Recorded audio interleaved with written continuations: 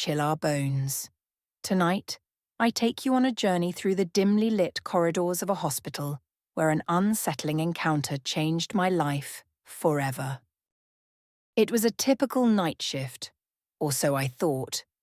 The hospital was unusually quiet, the kind of silence that makes you question if you're truly alone.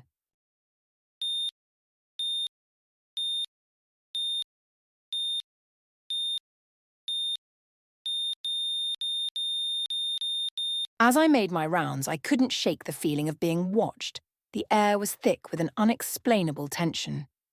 I brushed it off as fatigue, but deep down I knew something was off.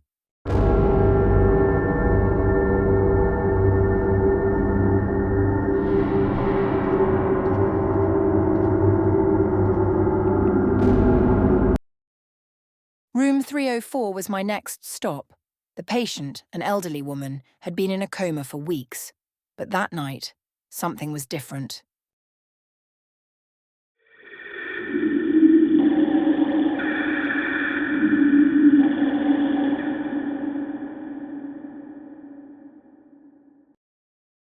As I checked her vitals, I heard a whisper. It was soft, almost inaudible, but it was there. "Help me." I looked around, expecting to see someone, anyone, but the room was empty. The whisper came again, more urgent this time.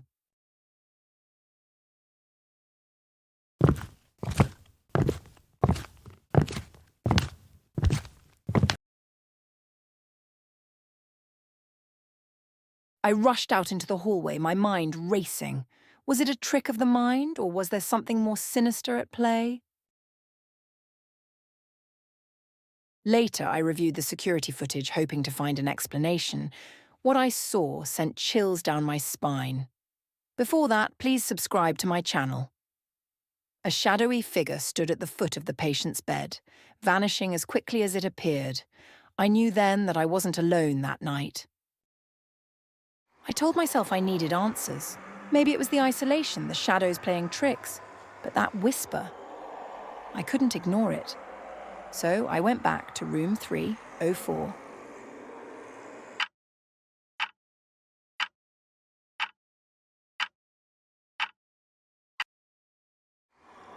The patient lay still, her eyes closed, her breathing faint. But there was something different. The room felt colder, as if a chill had seeped through the walls. I stumbled back. She had been in a coma for weeks, eyes never opened, no movement. But now she was staring straight at me, her lips beginning to move.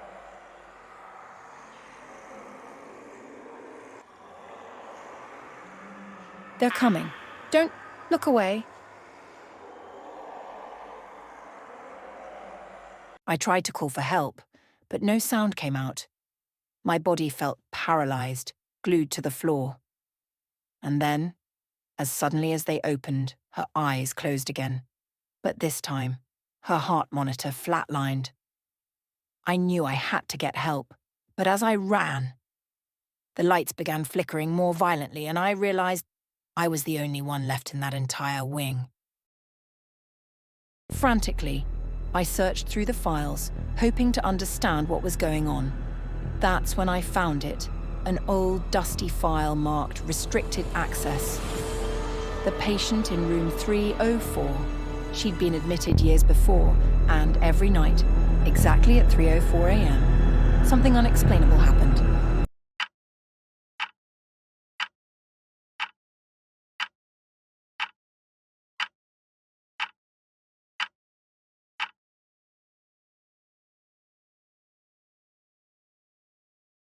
Hallway outside room 304, a shadow appearing near the door.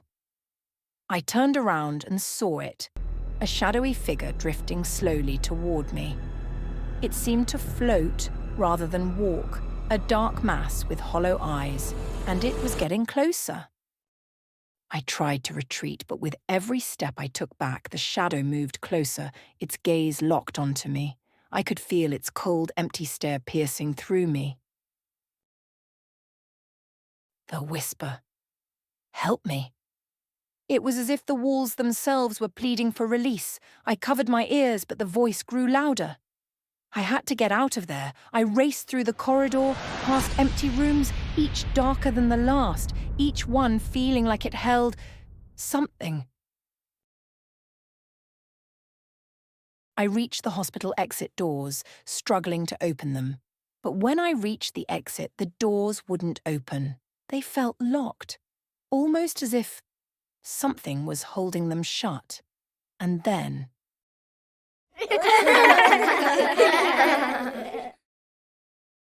Small shadows started darting around me. Children, or at least the shape of children. They laughed, but their faces, I could never quite see them. I didn't know what they were, but they wanted something from me, and no matter where I turned, they followed, laughing, whispering. They were taunting me.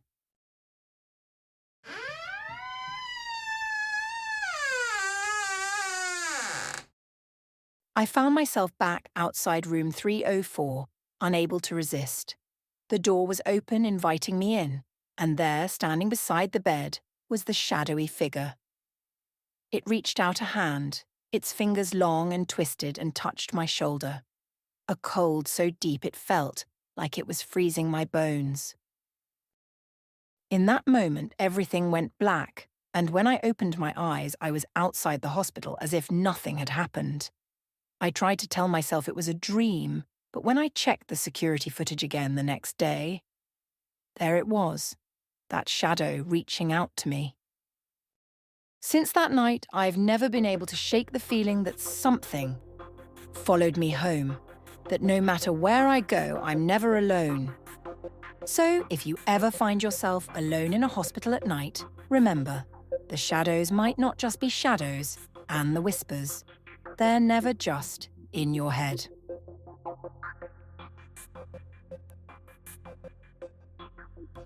Please subscribe to the channel. If this video reaches 100 subscribers, I'll upload the next dangerous story.